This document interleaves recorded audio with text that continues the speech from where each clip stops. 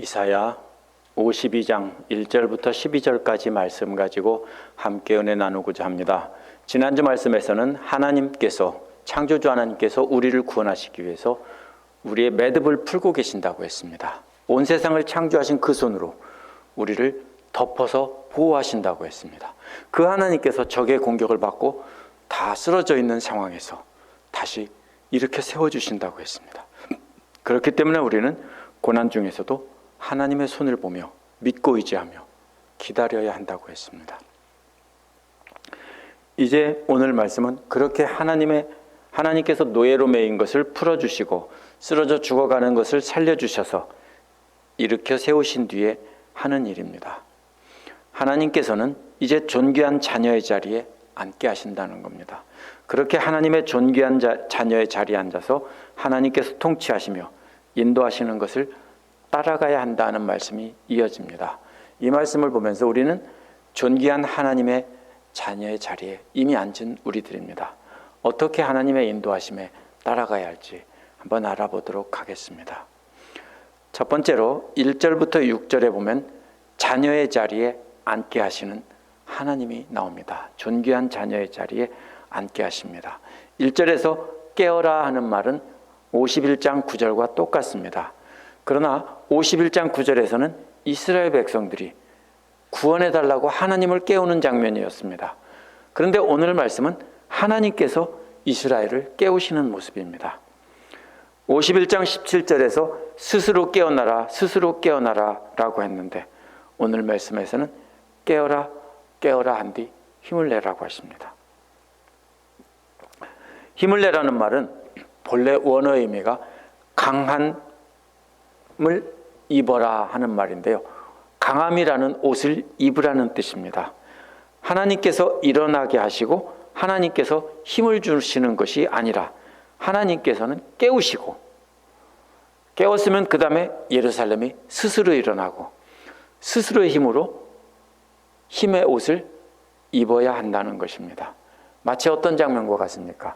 부모가 어린아이를 깨울 때 일어나라 라고 깨우면 스스로 일어나고 옷 입고 내려와야지, 옷 입고 나와야지 라고 하면 스스로 옷을 입는데 그 옷은 강함이라는 옷입니다.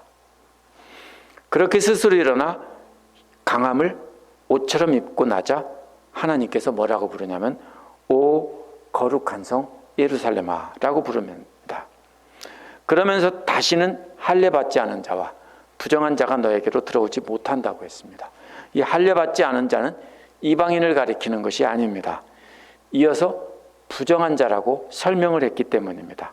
이는 새 예루살렘에는 영적으로 거룩하게 구별된 사람만 들어온다는 뜻입니다. 그래서 할례는 거룩하게 구별된 사람이라는 뜻입니다. 그래서 거룩하게 구별된 사람만 들어오고 부정한 사람은 못 들어온다라는 것입니다. 이는 단순히 바벨론 포로에서 돌아오는 것을 가리키는 것이 아닙니다. 예루살렘이 완전히 거룩하게 회복되는 종말론적인 하나님의 거룩한 예루살렘 성을 가리키는 것입니다. 골로새서 2장 11절에 보면 손으로 하지 아니한 할례를 받았으니 라는 말이 나옵니다. 그것이 그리스도의 할례라고 했습니다. 바울은 육신의 할례를 손으로 만든 우상에 비유하고 십자가를 통해 구원받은 것을 이렇게 손으로 하지 아니한 할례라고 말을 했습니다. 그리스도의 십자가를 통해 구원받은 백성들만 새 예루살렘에 들어온다는 뜻으로 우리는 해석할 수 있습니다. 1절에서는 누워있던 예루살렘이 일어나서 땅바닥에 앉았습니다. 2절에서는 땅바닥에서 먼지를 털고 일어나 보좌에 앉으라는 뜻입니다. 그렇다면 1절에서 잠자고 있던 곳은 잠자리나 침대가 아닙니다. 땅바닥입니다. 시온이라는 딸은 땅바닥에서 쓰러져 있던 겁니다. 그것을 죽었던 것처럼 쓰러져 있던 것을 잠잔다고 했고 하나님께서 능력으로 깨우시며 일어나라 라고 하신 겁니다. 그러면서 죽었던 시온이 다시 깨어나서 일어나면서 힘을 옷처럼 입으라고 한 겁니다. 그런데 2절에서도 역시 하나님의 명령에 따라 스스로 먼지를 털고 보좌에 앉아야 하는 것입니다. 또 포로된 딸 시온아, 너의 목에서 사슬을 풀어내라고 했습니다. 하나님께서 사슬을 풀어주는 것이 아니라 스스로 목에 매인 사슬을 풀어야 하는 것입니다. 시온은 포로였기 때문에 땅바닥에서 자고 일어났던 것입니다. 그런데 하나님께서 깨워주시고 힘을 옷처럼 입으라고 하셨으니 이제 그 힘 가지고 스스로 먼지 털고 일어나 목에 매인 사슬도 풀어야 하는 것입니다.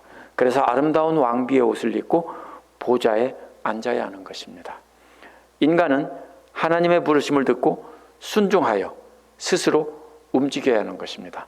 하나님께서 부활하게 해주시고 또 새 힘을, 능력을 주시니까 그것을 스스로 입고 일어나서 스스로 하나님 명령에 순종해서 스스로 행동해야 되는 존재이지 저절로 아무 생각 없이 움직여지는 로봇가 아닙니다. 3절은 너희가 값없이 팔려갔으니 돈을 내지 않고 속량될 것이라고 했습니다. 원래 누군가에게 값으로 팔려갔다면 그 값을 내지 않으면 풀려날 수 없습니다. 그런데 시온은 자신의 죄 때문에 하나님께서 맡긴 것이지 팔아먹었다는 뜻이 아니라는 것입니다. 여전히 시온은 하나님의 소유였다는 것입니다. 하나님과 시온 사이에서 하나님으로부터 시온이 받아야 할 어떤 손해배상이나 시온을 위해 지불해야 될 보석금 같은 것은 하나도 없다는 겁니다. 오직 하나님과 시온 사이에 직접적인 관계일 뿐이라는 겁니다. 시온의 죄 때문에 하나님께서 명령하셔서 시온을 잡아 넣으신 겁니다. 그런데 이제 하나님의 명령하시니까 석방된다는 것입니다.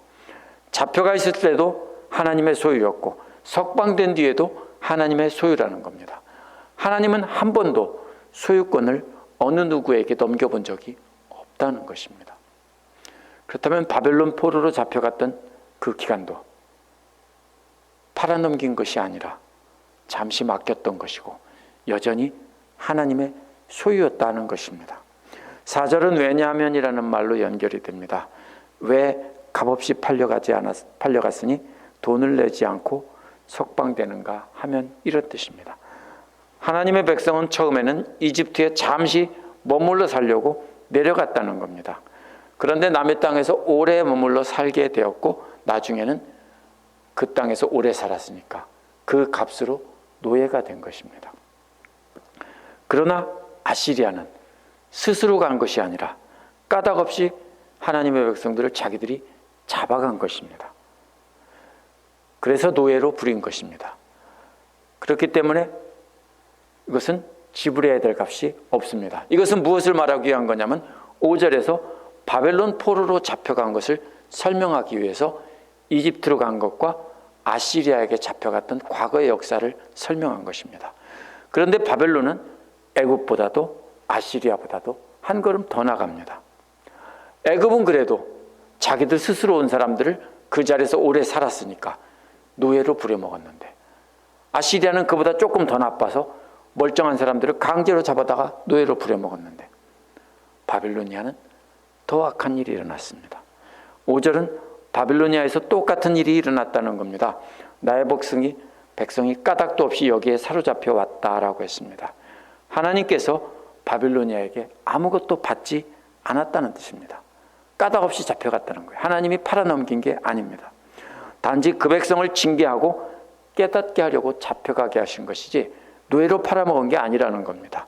바빌로니아가 잘해서도 아니고 어떤 대가를 지불했기 때문에도 아닙니다. 단지 하나님께서 그 백성을 가르치려고 그렇게 하셨다는 겁니다. 그런데 지배자들은 그들을 조롱했다고 했습니다. 날마다 하나님의 이름을 부르며 모독했다는 것입니다. 하나님께서 그 백성을 가르치기 위해 잠시 버릇 좀 가르치기 위해서 훈련 좀 시켜다오라고 맡겼는데 그것도 모르고 아시리아처럼 까닭없이 잡아가서 노예로 부렸을 뿐만 아니라 하나님의 이름까지 모독했다는 겁니다. 6절은 그러므로가 이끄는 두 개의 문장으로 되어 있습니다. 첫째 그러므로가 이끄는 말은 반드시 나의 백성이 나의 이름을 알게 될 것이다 라는 말입니다. 이는 출애굽 때 이스라엘 백성들이 하나님의 기적을 본 것과 연관된 말입니다. 이제 하나님의 백성들은 하나님의 행하시는 기적을 보고 하나님의 이름을 알게 될 것이라는 것입니다. 하나님의 자비와 신실하심이 그 백성들에게 나타난다는 것입니다. 두 번째 그러므로가 이끄는 말은 그날이 오면 내가 하나님이라는 것을 그들에게 말한 하나님이었다는 것을 알게 된다는 것입니다. 하나님이 행하신 놀라운 구원의 역사를 경험한 뒤에 그 이름을 알게 되었다면 그 다음에는 하나님께서 말씀하신다는 것을 알게 되는 것입니다.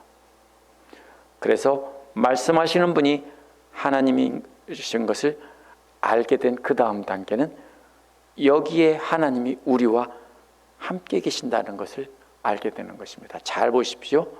첫 번째는 기적을 체험하고 하나님의 이름을 알게 되는데 그것만 가지고서는 되지 않습니다. 그래서 그 다음에는 하나님께서 말씀하시는 분이라는 것을 알게 되고 마지막으로는 하나님이 언제나 함께 하신다는 것을 아는 것입니다. 근데 많은 사람들이 어디에서 멈춥니까? 기적을 체험하고 하나님의 능력을 체험했고 자신들이 놀라운 은혜를 받았고 구원받은 백성이라고 거기서 그냥 머물러 있습니다. 그러나 여기서는 그것은 처음에 구원할 때 경험하게 해준 경험일 뿐이고 하나님의 이름을 겨우 아는 것이고 그 다음에는 말씀하시는 하나님을 알아야 되고 우리와 함께 하시는 하나님임을 알아야 되는 것입니다. 이렇게 세 단계가 모두 나와 있습니다. 두 번째로 7절에서 12절은 인도하시고 지켜주시는 하나님의 모습이 나옵니다. 앞부분에서는 하나님께서 쓰러진 자를 깨우셔서 일어나게 하시고 아름다운 옷을 입게 하시고 하나님의 자녀의 보좌에 앉게 하신다고 했습니다. 구원하시고 속량하셔서 언제나 함께 하신다는 것을 알게 하신다고 했습니다. 이제 이어지는 장면은 그 기쁜 소식이 전해지는 장면입니다. 원어에서 7절은 얼마나 아름다운가 라고 말을 합니다. 뭐가 근데 그렇게 아름답습니까? 산을 넘어오는 발이. 근데 이거 참 웃기는 말입니다. 발은 사람의 신체 중에 가장 아름답지 못한 겁니다. 혹시 다른 사람의 신체를 한 군데를 만진다면 얼굴을 만지겠습니까? 손을 만지겠습니까? 발을 만지겠습니까? 저 같으면 발은 안 만지죠. 근데 발이 가장 아름답대요. 더구나 이 사람들은 샌들을 신었기 때문에 바닥만 밑창이 있고 옆에는 끈으로 달려 있습니다. 가죽끈 같은 걸로. 그런데 달렸기 때문에 땀이 났고 건조한 지역이기 때문에 흙먼지가 일어나서 흙천지가 된 더러운 발입니다. 그런데 그 발이 아름답다고 얼마나 아름답냐고 감탄하고 있는 겁니다. 왜 아름답습니까? 그 다음에 나옵니다. 그 발은 소식을 갖고 왔구나. 무슨 소식? 평화. 이렇게 말합니다. 왜 아름답냐면 소식을 갖고 왔기 때문입니다. 무슨 소식인데? 라고 물어보니까 평화라고 대답을 합니다. 그 다음에는 또 앞부분과 똑같이 또 소식을 갖고 왔구나 또 말을 합니다. 그런데 여기다가 좋은 이란 말을 붙여놨습니다. 좋은 소식을 갖고 왔구나 라는 것입니다. 그래서 이 번역자가 그 의미를 풀어서 번역하다 보니까 이것이 노래처럼 리드미컬하게 되어 있는 것을 깨어져 버렸습니다. 원어는 이런 노래입니다. 얼마나 아름다운가 산을 넘어오는 발이. 소식을 갖고 있다. 평화. 좋은 소식을 갖고 있다. 구원. 그리고 시온에게 말한다. 너희 하나님이 다스리신다. 이렇게 되어 있습니다. 첫 번째가 평화고 두 번째가 구원이고 세 번째는 하나님께서 다스리신다는 겁니다. 평화란 무엇입니까? 역시 3단계이면 점점 발전되는 것입니다. 평화란 전쟁이 끝났다는 소식입니다. 적들에게 포위되어서 성 안에 굶주리고 있던 사람들이 백성들에게 전쟁이 끝났다고 하는 소식과도 같습니다. 그런데 여기서는 전쟁이 멀리서 벌어졌습니다. 그 소식을 갖고 오는 사람이 우리가 졌다라고 외치면은 그 다음에는 조금 있으면은 군대가 몰려와서 다 죽이고 불질르고 잡아가고 이렇게 하는 겁니다. 그래서 두려움에 떨고 있는데 멀리서 달려오는 사람이 평화라는 겁니다. 이제는 평화다. 전쟁이 끝났다는 겁니다. 그러면 모두가 만세를 부르며 기뻐할 것입니다. 두 번째 소식은 전쟁이 끝난 뒤에 멸망할 수밖에 없는 자신들을 하나님께서 구원해 주셨다는 겁니다.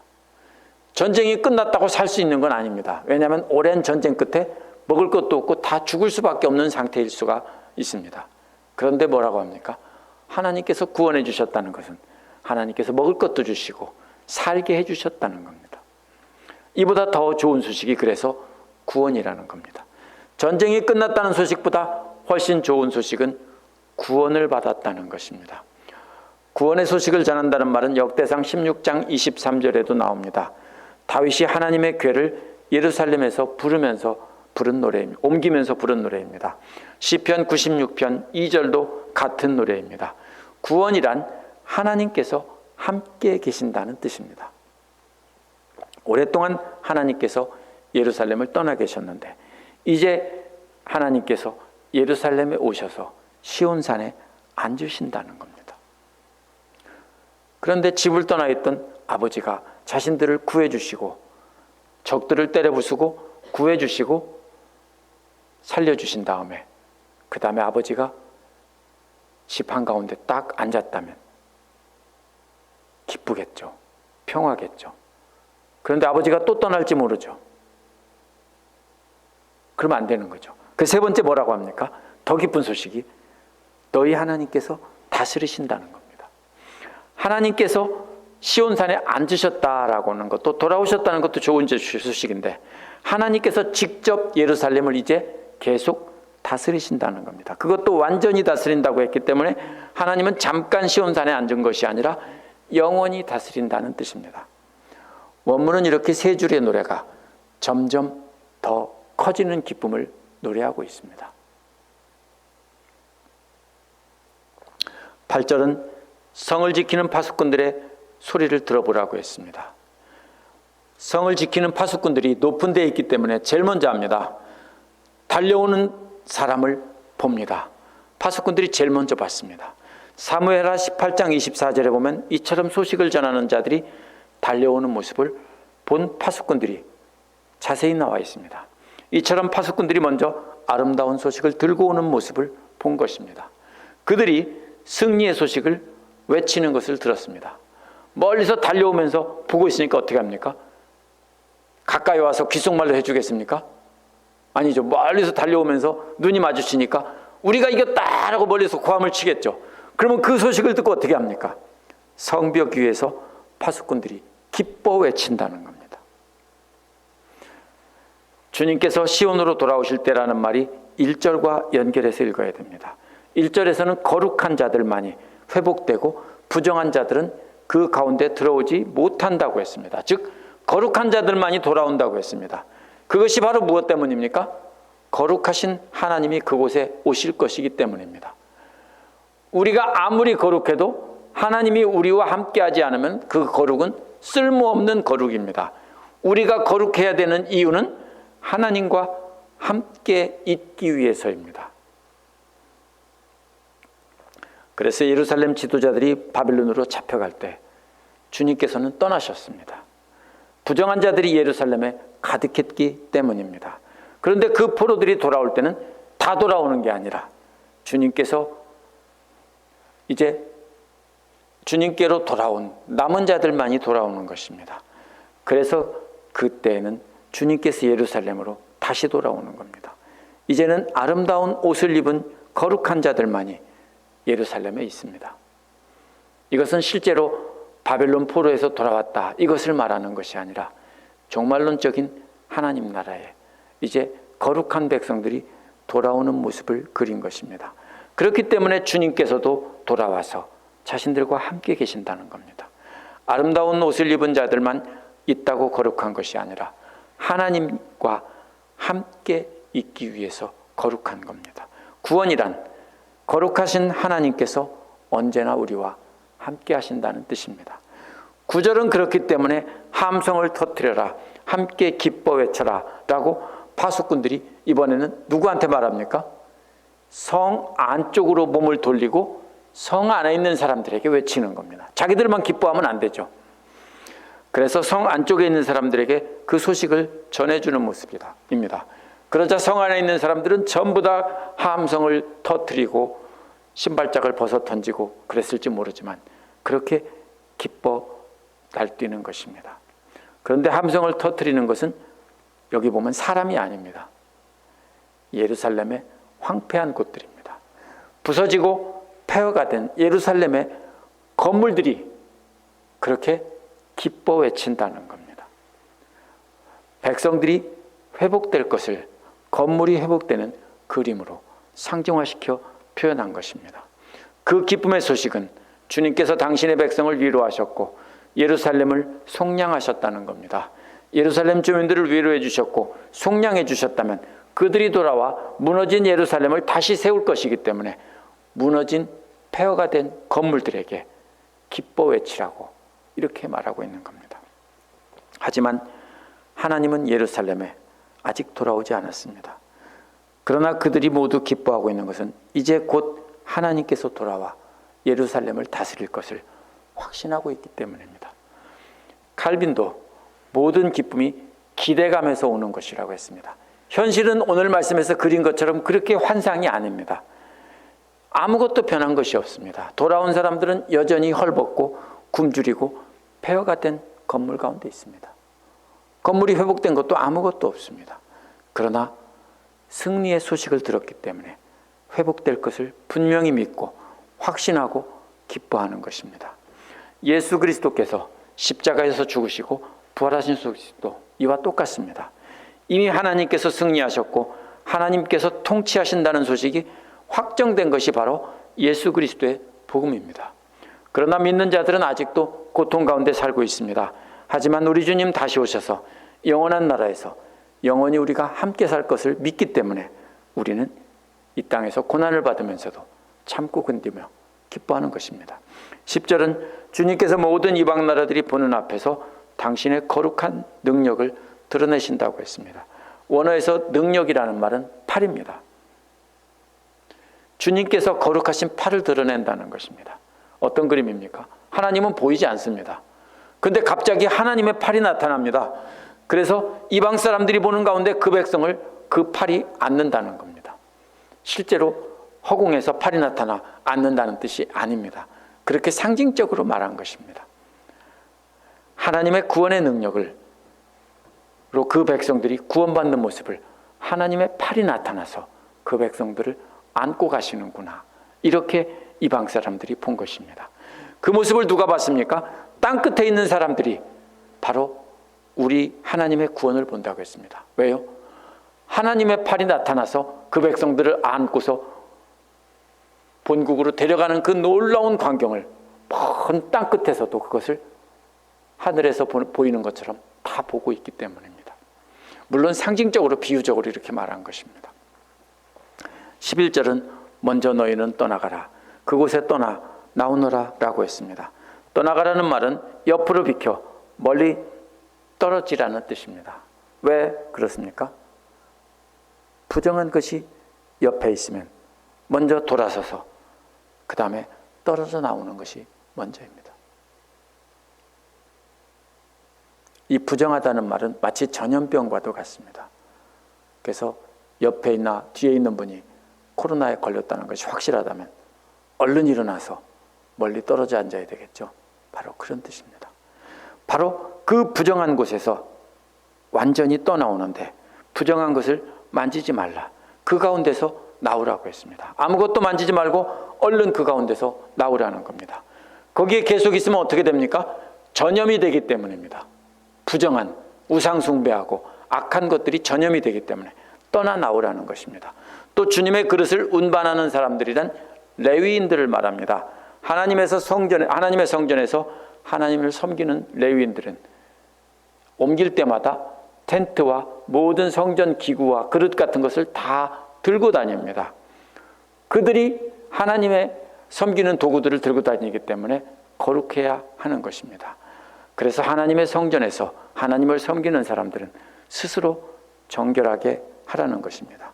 왜냐하면 하나님께서 그 팔로 우리를 안으실 텐데 우리가 부정하면 우리가 하나님의 거룩한 품에 안길 수 없기 때문입니다. 그래서 부정한 사람들이 있는 그곳에서 돌아서서 얼른 나오라는 것입니다. 12절은 왜 부정한 것을 만지지 말고 스스로 정결하게 해야 되는지 이유를 밝힌 것입니다. 너희는 서둘러 황급히 나오지 않을 것이고 도망 나오는 사람처럼 나오지 않아도 된다는 것입니다. 이게 무슨 뜻이냐면요, 지금 탈출하라는 뜻이 아니기 때문입니다. 도망치듯 나온다면 스스로를 정결케 할 여유가 없습니다. 그런데 여기서는 그렇게 도망 나올 필요가 없다는 것입니다. 이 목적은 뭐예요? 부정한 것에서 떠나 정결하게 하라는 것이지 도망치라는 뜻이 아니기 때문입니다. 그래서 여호와께서 너희 앞서가시고 이스라엘의 하나님이 너희 뒤를 지켜주실 것이기 때문이라고 말합니다.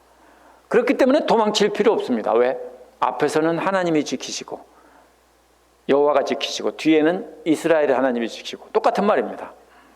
문자적인 뜻은 뒤에 처지는 사람들을 모아서 앞에 가도록 보호하신다는 뜻입니다. 이건 이런 뜻입니다. 제가 직장 동료들을 데리고 가고 이렇게 등산을 다닐 때 가이드를 많이 했습니다. 그러면 앞서가서 인도하다가 어느 정도 길이 확정이 되면 맨 뒤로 가서 뒤에 처지는 분들을 이렇게 몰고 가야 합니다. 안 그러면 전체가 함께 갈 수 없습니다. 그래서 뒤에 처지는 사람들 빨리 가도록 조금만 되면 가면 된다. 그래서 그분들이 제 길을 찾아 들면은 그 다음에 길을 잃을 염려가 없다면 또다시 앞으로 뛰어가서 맨 앞에서 앞장서서 또 인도하곤 했습니다. 저는 그러니까 앞으로 뛰어갔다 뒤로 뛰어갔다 이렇게 왔다 갔다 하면서 산을 올라다녔습니다. 그런데 하나님은요 그럴 필요가 없어요. 어디 계세요? 앞에도 계시고 맨 뒤에도 계세요. 그래서 뒤에서 어떻게 해요? 뒤처지는 나고병들을 찾아서 부축해 주시고 일으켜 주시고 가라고 하고 이렇게 해주신다는 겁니다. 만약에 제대로 걷지 못하는 다리가 아파서 못 걷는 사람이 있다면 하나님께서는 들쳐업고 안고 가시겠죠. 그런 장면입니다. 그러니까 도망갈 필요는 없어 이 말입니다. 이거는 나오라는 것은 부정한 곳에서 떠나서 정결하게 하라는 거지 도망가라는 뜻이 아니야 라는 뜻입니다. 그래서 이것은 여호수아 6장 9절의 장면과도 같습니다. 언약궤를 들고 가는 제사장 무리들의 앞뒤에서 무장한 군인들이 가는 장면입니다. 그런데 그 호위무사는 군대가 아니라 하나님이십니다. 하나님은 세상의 왕들과는 달리 앞에도 계시고 뒤에도 계십니다. 세상의 왕들은 어디에만 있습니까? 앞장섭니다. 앞에서 적들을 쳐부수면서 앞에서 끌고 갑니다. 뒤에서 따라오든 말든. 그런데 우리 여호와 하나님은 앞에도 계시고 뒤에도 계시고 그 가운데 그 백성들이 있습니다. 그렇기 때문에 안심하라는 겁니다. 단지 우리가 할 일은 부정한 것에서 떠나 거룩하게 구별하는 것뿐입니다. 우리가 쓰러져 있을 때 우리를 말씀으로 깨워주시는 분이 바로 하나님이십니다. 우리가 왜 쓰러지냐면요, 말씀이 없으면 쓰러지는 겁니다. 그러나 하나님께서 우리를 입으라고 하시는 강함의 옷은요, 우리가 스스로 입어야 하는 것이고 먼지를 털고 일어나는 것도 우리 스스로 해야 되는 거고 목에 있는 사슬을 푸는 것도 우리 스스로 해야 됩니다. 우리는 어린아이가 아니기 때문입니다. 혹시 다 큰 자녀들에게 깨운 뒤에 옷 입혀주고 씻겨주고 그러는 분 계세요? 아니잖아요. 일어나라고 하고 깨워주시면 끝입니다. 죽어가는 자들을 살려주셔서 정신이 들게 한 뒤에 그것이 하나님이 하시는 일이고 이제 일어나 힘내. 왜? 힘 낸다고 날 수 있을까요? 아니요. 하나님께서 힘은 이미 주셨어요. 그러니까 힘의 옷을 입기만 하면 돼요. 일어나라는 겁니다. 그리고 하나님의 보좌 곁에 당당히 우리 스스로 앉아야 되는 것입니다. 우리가 고난 중에 있을 때 하나님께서 우리를 떠났다라고 생각하고 싶습니다. 그러나 오늘 말씀에 따르면 하나님께서는 우리가 고난 중에 있을 때도 옆에 함께 계셨다는 겁니다. 우리가 말씀에 순종할 때 기적을 경험하게 되고 하나님의 이름을 알게 되는 것입니다. 말씀으로 인해서 기적을 경험하는 것이 먼저이고 그 다음에 말씀을 알게 되고 하나님께서 말씀하시는구나. 그리고 우리가 그 하나님께서 우리와 함께 계신다는 걸 알고 순종하는 것입니다. 그러나 우리가 말씀 듣고 순종했다 해도 우리는 여전히 고난 중에 있습니다. 그럼에도 불구하고 기뻐해야 된다는 이유가 바로 뭐냐면 이미 승리의 소식을 전하는 전령이 와서 평화의 소식을 전했기 때문이고 구원을 받았다고 했기 때문입니다. 하나님께서 이제 함께 하신다고 했기 때문입니다. 우리가 예수 그리스도를 믿음으로 우리는 평화와 구원을 얻었고 하나님께서 언제나 우리와 함께 하신다는 것을 우리가 분명히 알고 있습니다. 지금 우리와 함께 하시고 그 확신만 갖고 있으면 지금은 그 확신만 가지고 기뻐하지만 때가 되면 우리는 실제로 하나님과 함께 영원히 살 것입니다. 이 땅을 살아가는 우리는 고난 중에서 하나님의 팔이 우리를 안고 계신다는 것을 우리는 세상 사람들에게 보여줘야 되는 것입니다. 세상 사람들이 뭘 보고 지금 감탄하고 있습니까? 오늘 말씀에서 저것 좀 봐. 하나님의 팔이 그 백성들을 안고 가는 것 좀 봐. 하고 모두가 놀라운 광경을 구경하고 있지 않습니까? 그것을 우리가 보여줘야 된다는 것입니다. 어떻게 보여줍니까? 우리 삶을 통해 나타나는 기적을 통해서 보여줘야 됩니다. 어떻게 할까요? 우리가 하늘을 막 날아다니면 될까요? 성경은 그렇게 말하고 있지 않습니다. 환난과 핍박 가운데서도 하나님께서 우리를 안고 계신다는 것, 우리와 영원히 함께 하신다는 것을 알기 때문에 우리는 원수 같은 사람도 참고 견디고 사랑하고 예수 그리스도를 따라 사랑과 인내를 보여주는 것입니다. 그걸 보면 세상 사람들이 보고서 뭐라고 합니까? 놀랍니다. 어떻게 저럴 수가 있나? 이렇게 말하는 것입니다. 그러한 사랑과 인내는 하나님의 팔로 우리를 안고 계신다는 확신이 없으면 절대로 할 수 없기 때문입니다. 그래서 세상 사람들이 우리의 삶을 보고 부러워한다는 것입니다. 우리는 그러므로 우리 자신들의 탐욕을 따라 살아가는 부정한 사람들이 있는 자리에서 나와야 합니다. 그러나 그들을 완전히 버리고 떠나라는 뜻이 아닙니다. 그들과 함께 있으면, 그들과 함께 모든 것을 공유하면 우리도 오염이 되기 때문에 떠나라는 것입니다. 그러나 도망치듯 쫓겨나오는 게 아니라 주님께서 지켜주시고 보호해 주시고 뒤에서 처지면 주님께서 부축해서 일으켜 주시며 이끌고 갈 것이기 때문에 당당하게 우리는 영원한 하나님 나라를 향해서 행진하는 군대입니다. 백성입니다. 하나님께서 앞서가시고 뒤에 가시며 우리를 지금 영원한 나라, 하나님의 나라까지 이끌고 가고 계시는 중입니다. 우리는 그 백성입니다. 하나님 나라에 이르면 우리는 영광의 보좌에 앉게 될 것입니다. 그날을 기대하며 우리가 이 땅에서 고난 속에도 기뻐하며 거룩하고 존귀한 하나님의 자녀다운 삶을 살도록 합시다. 그러면 세상 사람들이 우리를 보고 부러워하고 놀랄 것입니다. 기도하겠습니다.